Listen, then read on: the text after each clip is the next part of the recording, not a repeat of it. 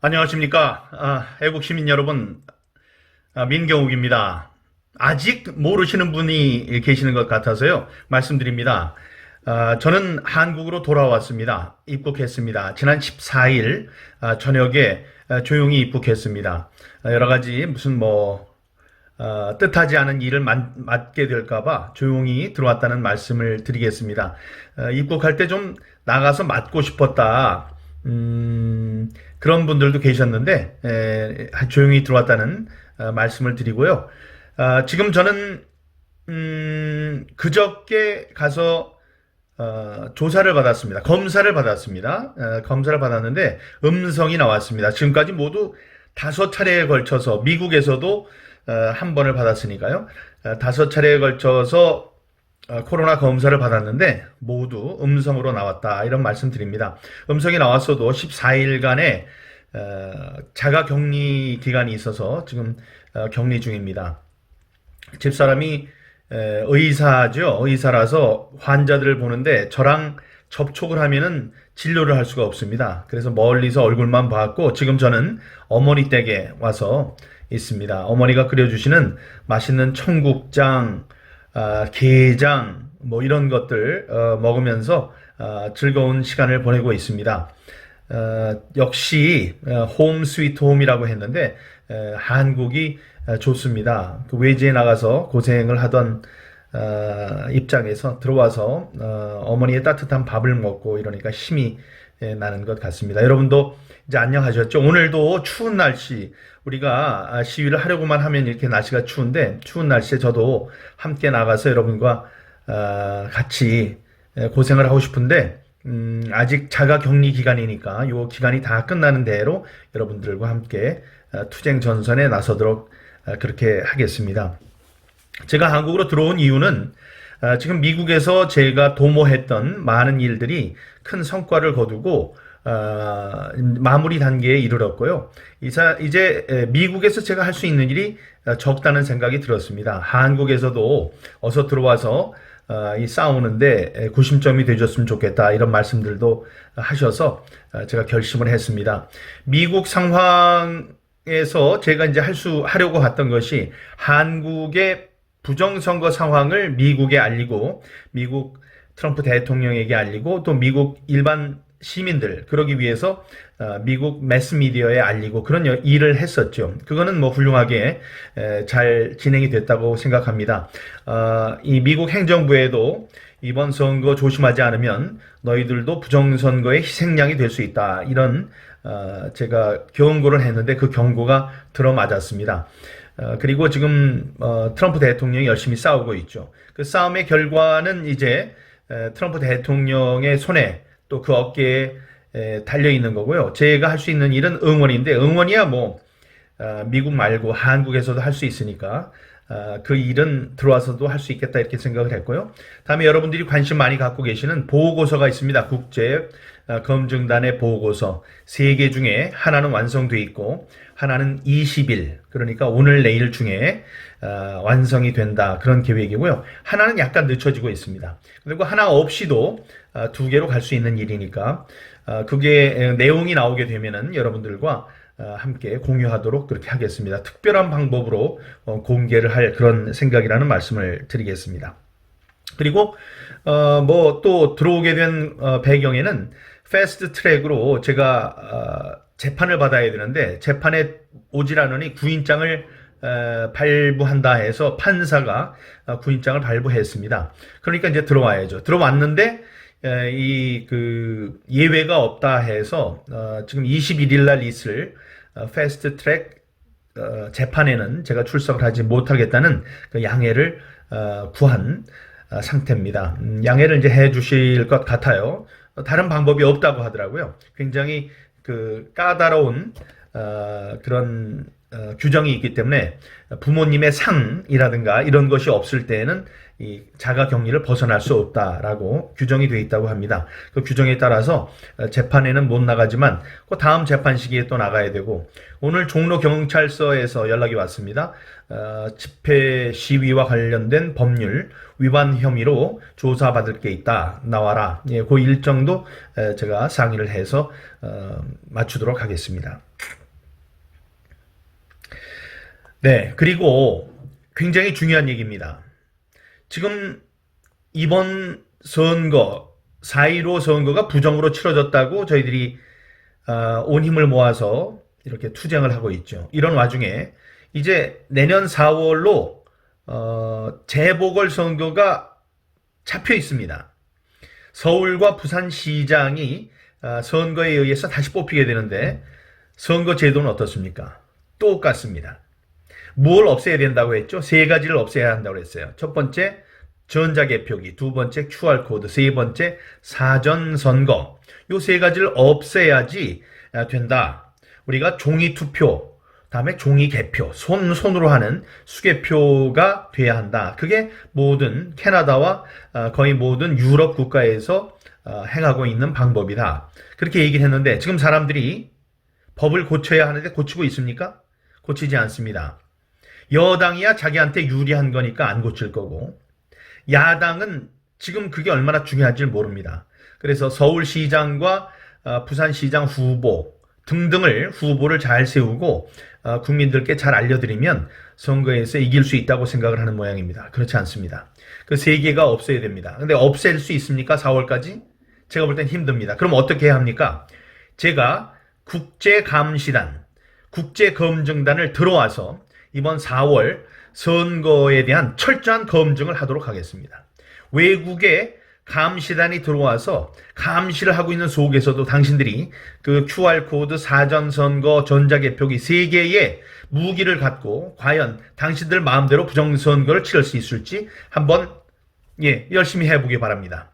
그걸 막기 위해서 국제감시단을 제가 데리고 4월 오는 다음 해 내년 4월에 있을 재보궐선거를 감시하겠다. 그런 약속을 드립니다. 여러분들 이 약속을 잘 기억하시고 여러분도 힘을 모아주시기 바랍니다. 국제선거 감시단을 불러오는데 혹시 돈이 필요할 수도 있습니다. 우리들도 우리들대로 모으겠지만 혹시 필요하면 여러분들의 정성, 후원금, 회비를 저희들이 요청할 수도 있겠습니다. 일단 그런 일이 4월달 이전 며칠 남지 않았죠. 그 이전에 외국에서 지금 진행되고 있다는 보고의 말씀을 드리겠습니다. 미국 소식이 여러분들 궁금하실 겁니다. 지금 오늘 아침에도 굉장히 그 유명한 정치인의 전화를 받았는데 그분도 지금 트럼프 대통령 완전히 끝난 걸로 알고 있습니다. 내가 얘기를 했더니 아니 아직도 희망이 있는 거냐고 그렇게 얘기를 하더라고요. 희망이 있습니다. 희망이 있는 게 아니고 희망이 없던 적이 없었습니다. 지금 한 서너 가지로 얘기할 수 있을 텐데 일단 도미니언 기계에 대한 거죠. 여러분 도미니언 기계가 컴퓨터라서 아무리 정확하다고 하더라도 거기에 에러가 날 수 있습니다. 그 에러를 용납할 수 있는 수준의 에러율이 얼마냐 하면 0.0008 8%도 아니고 8%는 100분의 8이죠. 그게 아니고 0.0008%는 우리가 오케이 컴퓨터라도 잘못된 건 좀 우리가 봐주겠다. 그러는 에러 허용률입니다. 그런데 미국에 있었던 그 도미니언 기계의 에러율이 얼마나 나왔을까요? 무려 68.05%. 말이 됩니까? 아니 기계로 세했는데 한 번 셀 때는 100장이고 다음번에 똑같은 걸 세봤더니 168장으로 나온다는 얘기거든요. 이건 말이 안 됩니다. 그래서 오늘 미시간주의 한 카운티에서 선거 투표를 수개표로 다시 해봤더니 바이든이 이겼던 것이 트럼프가 이긴 것으로 뒤바뀌었습니다. 이게 여기 하나만 될까요? 앞으로 이런 것이 있다는데 이 7,400만의 공화당 이 트럼프 대통령을 찍었던 사람들이 가만히 놔두겠습니까? 놔두지 않겠죠. 그러니까 다른 곳에서도 다시 수검표를 해야 된다. 다시 검표를 해야 된다는 말이 퍼지게 될 겁니다. 이미 도미니언 기계의 포렌식 감정 보고서는 공개되어 있습니다. 그래서 이 기계가 선거 부정이나 아니면은 선거 결과에 오류를 만들어내기 위해서 intentionally 고의적으로 프로그램된 기계다 라고 정의가 됐습니다. 이것을 모두 알고 있는 사람들이 그 기계가 센 결과를 그대로 받아들이고 참지는 않을 거라고 생각합니다. 그게 하나 있고요. 두 번째, 미국 대통령의 행정명령이 있습니다. 행정명령을 지난 2018년에 만들어 놨는데 그건 뭐냐 하면 미국 국내 선거에 외세가 개입했다는 증거가 나올 경우 굉장히 강력한 권한을 미국 대통령에게 주어서 그 관련된 기계들을 전부 다 압수하고 수사하고 할 수 있는 강력한 힘을 주는 것입니다. 그런데 거기에 전제되는 것이 외국의 개입이 있었다라는 사실이거든요. 그건 어디서 취합합니까? 정보국들이 하죠. 미국의 DNI라고 있습니다. Director of National Intelligence. 국가정보원 혹은 국가정보국, 국장이라는 뜻인데요. 그 국장은 CIA, 또 Military Intelligence, MI, 이런 거를 전부 다 총괄하는 상징적인 수장입니다. 이 사람이 얘기를 했습니다.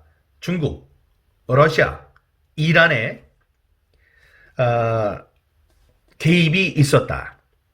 그런데 그게 원래는 12월 18일까지 그 보고서가 끝나야 됩니다. 그런데 취합할 양이 많기 때문에 특히 중국의 개입에 대해서 집어넣어야 될 것이 있기 때문에 12월 18일보다 그 데드라인이 좀 늦춰졌으면 좋겠다라고 양해를 구하는 요청들이 있었다라고 18일 이전에 얘기를 했고요. 오늘은 펠로시 하원 의장, 민주당이죠. 그 사람에게 가서 중국이 개입이 됐고 또 수알웰이라는 미국 하원 민주당 소속의 하원 정보위원회에 소속된 하원 의원이 있는데 이 하원 의원이 빵빵인가요? 라고 하는 중국의 스파이, 여자 스파이와 잠자리를 함께했다. 이런 결과들을 펠로시에게 이 브리핑을 했다는 소식이 오늘 새벽에 따끈따끈한 뉴스로 들어왔습니다. 그러니까 이게 뭐냐? 지금 정보국이 움직이고 있다는 것은 외세의 개입이 있었다. 그거를 자기네들만이 아는 게 아니고 이 하원, 상원에도 알려주는 겁니다. 자, 이런 거 봤지? 그러니까 지난 2018년에 만들어진 대통령의 행정명령에 따라서 우리는 외세의 선거 개입 사태를 수사하겠다. 이거를 사전에 알려주는 게 되겠죠. 그렇게 되면 우리가 생각했던 것보다 많은 일이 일어납니다. 또 하나는 뭡니까? 지난 링컨 대통령이 했듯이 계엄령을 내리는 일입니다. 링컨 대통령이 사람이 좋게만 생겨서 좋은 일만 있었던 것으로 아시는데 그때 계엄령을 선포해서, 그러니까 남북전쟁 전에요. 계엄령을 선포해서 이 언론 기관들을 폐쇄하고 14,000명을 구속을 시켰었습니다. 그랬던 일이 있었는데 이번에도 국가의 내전 상태에 준하는 선거를 가운데 놓고 생기는 국론 분열을 해소하기 위해서 미국 대통령으로서 계엄령을 선포할 수 있습니다. 사실 많은 공화당원들은 빨리 계엄령을 선포하라고 얘기하고 있죠. 그것을 한 카드를 갖고 있습니다. 그 이전에 대통령의 행정명령을 이제 발효할 것으로 그렇게 기대가 되고 있습니다. 그리고 이것이 12월 14일 날 투표를 했죠. 각 주에서. 제가 전에 이제 워싱턴에 모여서 투표를 한다고 했는데 그게 아니고 50개 주가 자기의 그 입법부, 각 주의 주의회에 모여서 투표를 했습니다. 그러니까 선거인당 투표를 했는데 6개 주에서, 경합주에서 민주당 말고 공화당원들이 따로 별도의 대결을 하는 그런 선거인단의 명부를 만들어서 우리는 대통령을 지금 전체 인기 투표에 바이든이 우리 주에선 된 거로 나왔지만 부정이 있었기 때문에 우리는 트럼프를 찍는다라는 따로 별도의 명부를 만들어서 지금 보냈습니다. 송부를 했습니다. 이게 1월 6일 날 개표가 됩니다. 상하원 합동회의에서 개표가 됩니다. 그 개표의 사인은 누가 볼까요? 하원 의장은 펠로시인데 상원 의장은 누굴까요? 상원 의장은 미국의 법상으로 부통령이 상원 의장을 맡기로 되어 있습니다. 지금 이번에 부통령 후보로 나왔던 펜스 부통령이 개표를 하게 되는데 말씀드렸다시피 6개 주에서는 민주당 것도 오고 공화당 것이 와서 서로 누구의 표를 개표를 해야 되는지 모르지 않습니까? 그때 막강한 권한을 가진 사람이 바로 펜스다. 펜스가 자 어느 것을 개표할 것인지를 결정하게 됩니다. 그거는 헌법이 부통령에게 주어준 권한입니다. 그래서 그때 이게 2주에서는 서로 의견의 합치가 되지 않았기 때문에 이거는 뭐 제외한다든가 아니면 뭐 바꾼다든가 이런 토론을 2시간씩 하게 되거든요. 2시간 하게 되거든요. 그 결과 이번에 있었던 투표로는 안 된다. 그러면 하원 의원들의 투표로 하자. 이렇게 결정을 할 수 있고 그럴 경우에 트럼프 대통령이 당선이 될 수 있습니다. 그렇게 1월 6일 날의 개표와 계엄령과 대통령의 행정명령 이런 것이 나올 수 있고요. 오늘 또 하나만 마지막으로 말씀드리면 폼페이오 미 국무장관이죠. 다음번 대통령으로 나설 수 있다라는 그런 강력한 기대를 한 몸에 모으고 있는 사람입니다. 저와 1963년생으로 토끼띠로 나이가 같습니다. 이 훌륭한 폼페이오 장관이 베네수엘라에 대해서 생션 경제 제재를 가하겠다는 발표를 했습니다. 왜 그러느냐? 지난 12월 6일 날 베네수엘라에 총선이 있었습니다. 그때 마두로 대통령의 당에 유리한 표가 많이 나왔는데 그 표가 보니까 부정선거였다. 근데 그 부정선거가 어떻게 진행됐느냐? 1000대의 선거 관련 기계를 어디서 구입했느냐? 중국에서 만든 기계를 구입을 했어요. 근데 돈은 어디를 통해서 냈느냐? 러시아를 통해서 냈어요. 자, 그게 가져올 때 어디를 들렸느냐? 이란에 있는 항구를 들려서 베네수엘라로 가져왔습니다. 그러니까 지금 그 베네수엘라, 중국, 이란, 다음에 러시아는 민주적인 투표를 하는 것이 아닙니다. 그 사람들이 왜 투표 관련 기계를 만들고 야단이에요?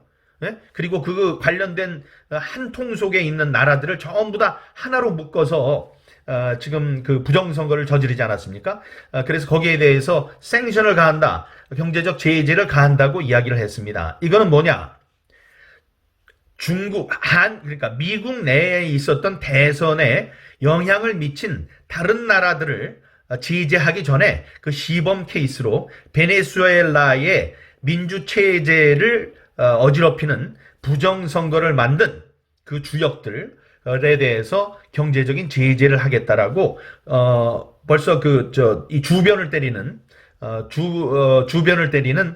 작전을 시작했다고 볼 수 있습니다. 이런 모든 걸로 볼 때 아직 미국 선거는 끝나지 않았다. 미국 선거 왜 중요하냐?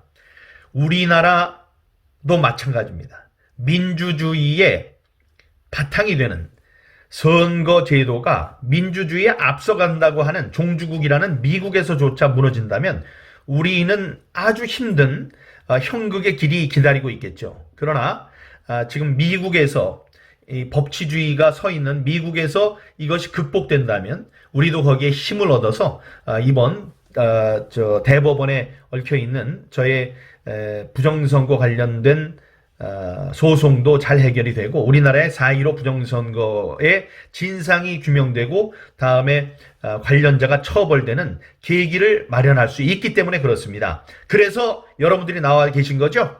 네. 이 추운 날씨에 고생이 많으시고 저도 얼른 자가 격리 잘 마치고 여러분과 반가운 얼굴 함께 하면서 소주잔도 함께 기울였으면 좋겠습니다. 여러분 힘내십시오. 항상 희망을 가지십시오. Never ever give up. 절대로 포기하지 마십시오. 희망을 가지십시오. 어둠이 빛을 이길 수 없습니다. 어둠은 빛이 없는 상태를 말합니다. 어둠이 있는데 빛이 있는데 어둠이 들어와서 이길 수 없습니다. 어둠이 있는데 빛이 들어가면 환해집니다. 여러분들이 바로 빛입니다. 분노하라. 조직하라. 소리치라.